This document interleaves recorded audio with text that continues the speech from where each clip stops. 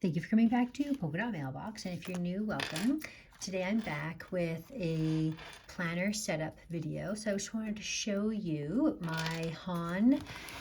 All I have done here is add some dangles to the bottom of my ribbons and put the tabs in. Got this little cute postcard that was sent to me with an order for these little dolls I have.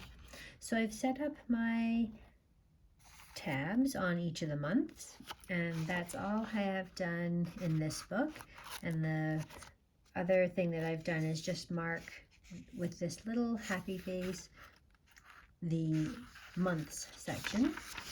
So that's in there. And then every month is coinciding with the colors that TheCoffeeMonsterzCo has like lined up.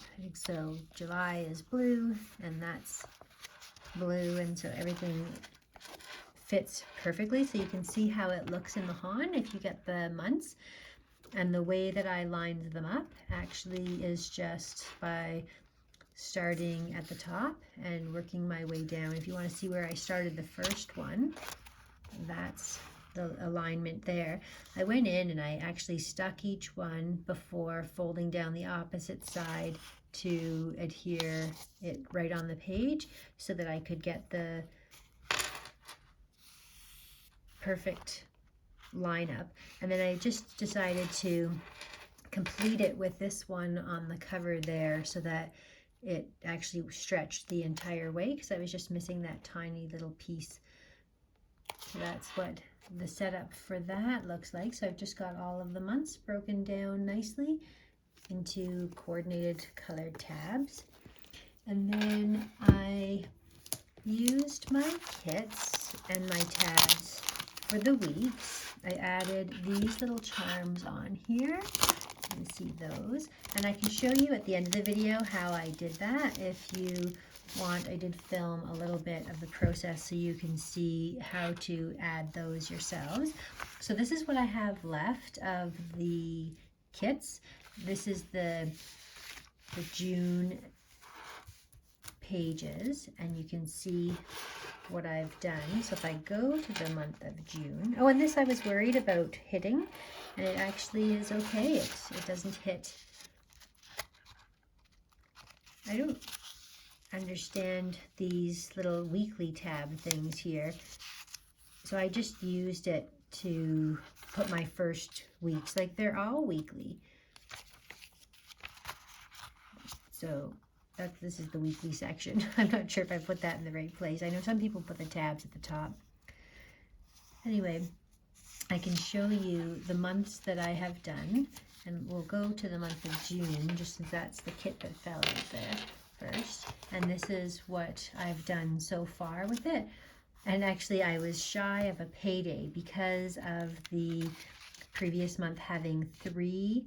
I've used this little money symbol. I'm assuming that's the little dollar symbol to denote the payday, and I ran short of 1. I need one more way of marking that, but otherwise I just put all those little stickers that were in these here. This was all put down there. Now she gives you enough so that you could make this for any month if you wanted. You just would leave the June out of it, or you would, if you wanted to swap months with another one, you would just have that switched out because that's not attached. And then I put the headers up top there.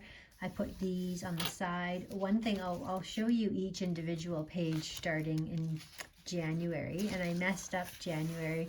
I was paying so close attention to where I wanted the sticker to go at first, if I wanted it to be this way or there, and how I wanted it to line up and all that kind of stuff. And then I realized after I put it upside down.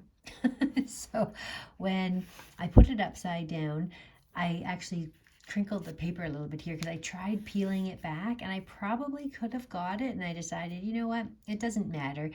The flowers can grow up or down or droop or whatnot, so it's fine. If I hadn't pointed it out to you, you might not even have paid attention to it. Now that you're focused in on it, you're like, oh yeah, that little face is upside down. But that's okay. Live and learn. So I'm showing you this mistake so that you can learn from it and not do the same thing. And then each page is just laid out. All that I have this so far is to track my work. So because I work a lot of stats and I work a lot of overtime shifts, I want to make sure that everything is being put on my checks properly. And so this will be a good way for me to track the number of shifts that I've worked in that month and make sure that they're accounted for on my pay stub, just to double check the work of the payroll clerks. They are very busy and they've got a lot to do, and so I could see easily how you could, make a mistake or miscount something. So I just thought I should be checking that just to make sure that it's accurate. And that is what all the setups look like. So that's what I'm going to use this for. Anytime I have a different kind of shift schedule, if I've taken vacation and I'm using my stats or using my sick days, all of that stuff can be noted in here. Sick days are something that's not tracked on my pay stub, so that's something I like to track on my own. So this will be what I end up using these months for. So I'm going to have to get a kit for December. I've put my work schedule in here, but you can see how it doesn't look anywhere near as pretty as it does when you've got it all nicely colored and everything. And I definitely took some time. I did this in poor lighting, and now that I have really good lighting, I can see my first attempt was kind of wonky, but my second attempt I was getting much better at lining things up properly. And so that's a good lesson to myself, to make sure to do these things in good lighting, because I actually also didn't use any kind of tweezers. I have tweezers that I could use. I just use my fingers. And that was perfectly fine. So that's the setup that I've done so far. The other thing that I was going to do with my YouTube stickers is I've got this Erin Condren planner that I picked up from FabFitFun, and I was thinking that I could start the calendar with whatever month I decide to begin, maybe in December, and then start doing the YouTube stickers and just use this, just a simple sticker for every time I post a video. And that way, like I was saying, I can track better how many videos I'm posting and what days they consistently fall on. And then I can use this as a video idea page or timeline or inspiration or other video channels that I follow. I could keep that all in here, or even sometimes instructions on how to create, because a lot of what I do is creating scrapbook or paper craft or happy mail kinds of things, and so it might be nice to keep all that stuff in a book so I could quick reference it. I will tell you something, I go back and watch my own videos to see a tutorial on how I did something previously so that I can be reminded of what I did. So I even find them useful tools for myself. I will leave you with the video showing how I attached these charms at the end to dangle off my bookmarks. So I've added these little charms to the bottom of my planner, and I want to do the same for the HON, and I thought I would show you how to do it. So I have a set of jewelry findings. These are a bunch of clasps that you can hook onto the end of a ribbon, and so I've taken the smallest ones from that set, and I need to get one more because I have two here that I need to do.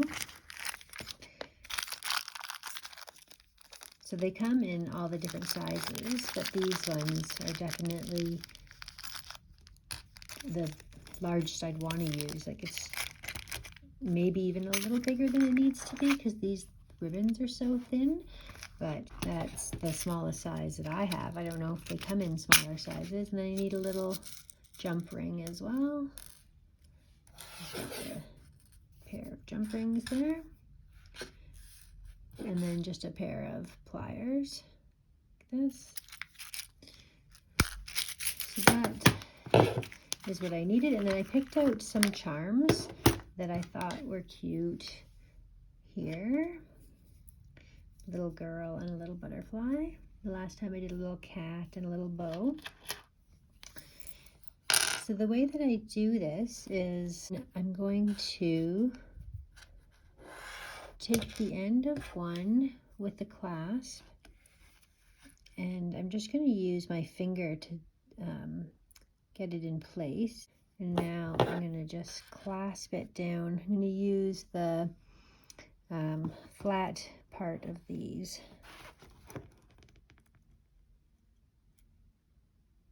And just squeeze it in place as hard as I can so that it's flat like that.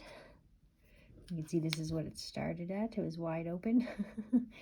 Anyway, and then I just come in with a jump ring. Just going to open up that jump ring. Most people would use two. I just use one. See which way it's sitting. And then I'll loop that on. Close it up.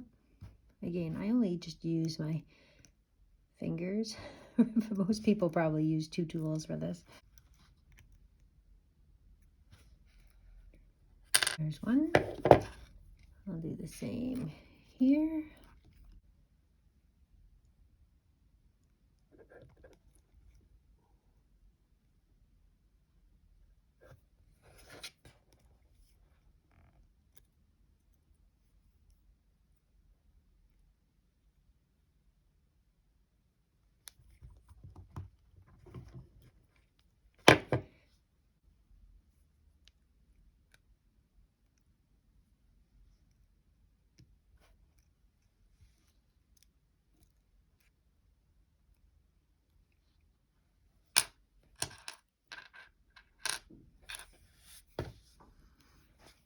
And that's how I added on to the charms, the ends of the ribbons here. You can see. Just got these extra little added dangles at the end of my bookmarks. And the last thing I wanted to do with you is I really want to try putting in this beautiful vellum into the month of December. So if you go right here, I've got a couple of different options for washi tape. I think this one might be too thick. I wonder, maybe it's good that it's thick. I wonder if this one might be too thin. This is really pretty. Let's try matching that. I'll show you this little planny pouch that I got from Erin Condren. It's actually the perfect size for the week. So I'll show you what it looks like around it. I haven't even used any of these things. They all still have their tags on them. I bought like a mystery box from Erin Condren years ago, and it came in that. So let's just try adding this in.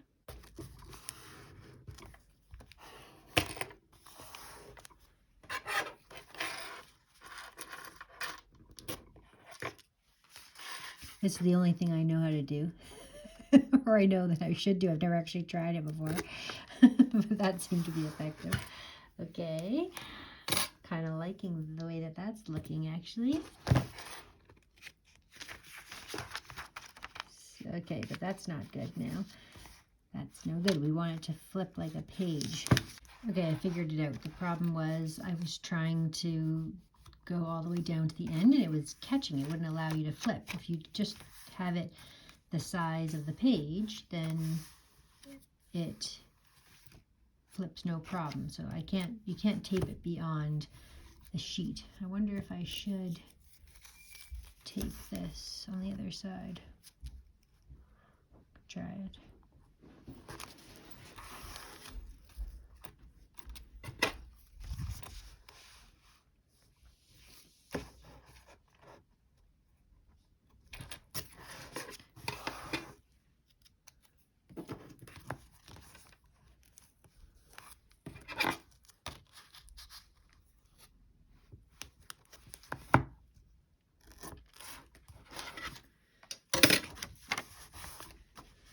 I don't know if that's necessary to have it on both sides, but now I know what that feels like. I think you could have just done the one side and it would have been sufficient. But that's good because it was pulling the paper otherwise. Do you guys usually tape both sides? Let me know.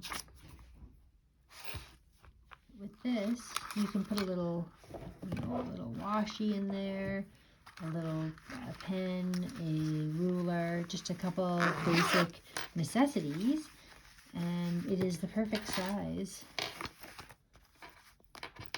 to go on my planner, my Hobonichi weeks. So that's handy, but that works out for that. It wouldn't fit on there as well, but it does fit on even bigger books. So like here's one of Erin Condren's books. It stretches so it fits larger books like that.